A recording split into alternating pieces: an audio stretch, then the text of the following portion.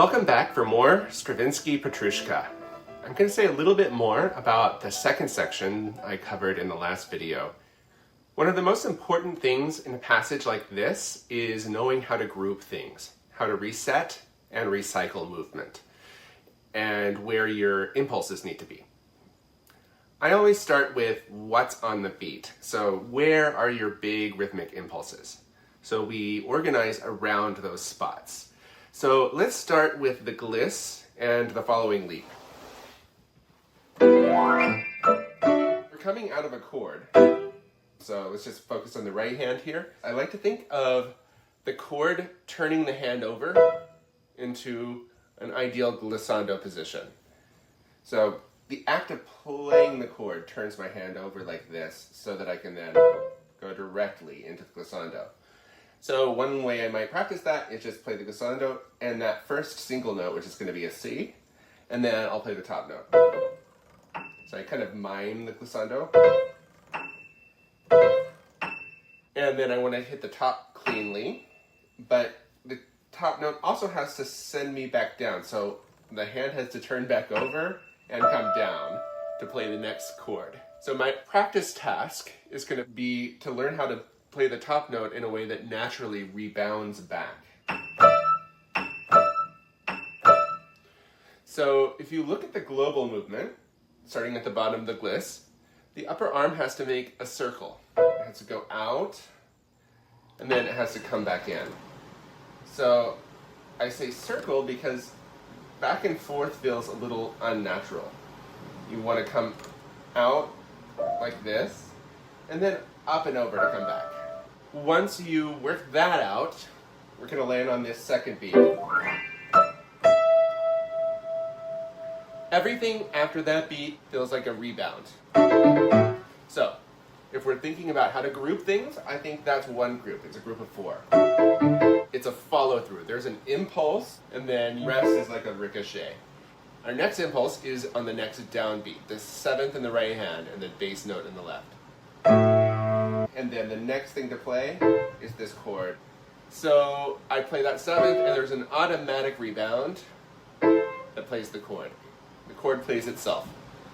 The next note, that fifth finger on E, is very easy to get in that same movement. So we have a group of three here. 1, 2, 3. Now, let's keep going. The next thing to do is to play this chord, and then there's a single note. So from the chord to the single note, you have a mini impulse for the next chord, and then if you have followed me for a while, you know that I like to play chords from the keys up and to close the hand. So it brings the hand forward and up. So that little bit of travel can be used to your advantage. You can play the single note, that repeated note, on your way in. So that's one group, a group of two. So you have a group of three, and then a group of two. 1, 2, 3, 1, 2 becomes a single group of five. Those two subgroups become one group. Just in terms of how to organize that physically, I think there's a global movement out. I come out for the chord, and then I'm out for the single note, and now the next gesture travels in. So out, in, out, in. So the two little moments of impulse that are important are dropping into this first thing so that you can rebound, and then an impulse in to take care of the next two. Out, in, in, in. Next, we have some repeated chords in the right hand. Whenever you repeat like this, it's important never to stay in one place. When you try to keep your hand still, you'll feel locked. So I like to think of this as traveling forward slightly. So I need to come out a little bit before the first chord, so I have room to travel in. So let's review. We've got a group of 3, 1, 2, 3, and then a mini group of 2. So that's one group of 5 actually. 1, 2, 3, 4, 5. Now we have 1, 2, 3, 4. And that all travels in.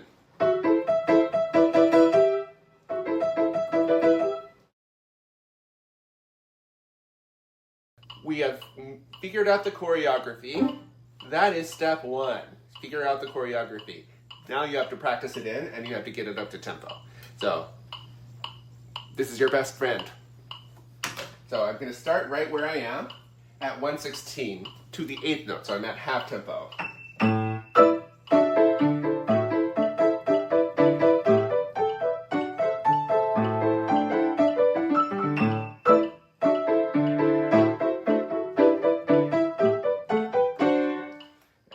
Section. Could fix a couple of things in there, but just for this demonstration, I'm going to go up to 120.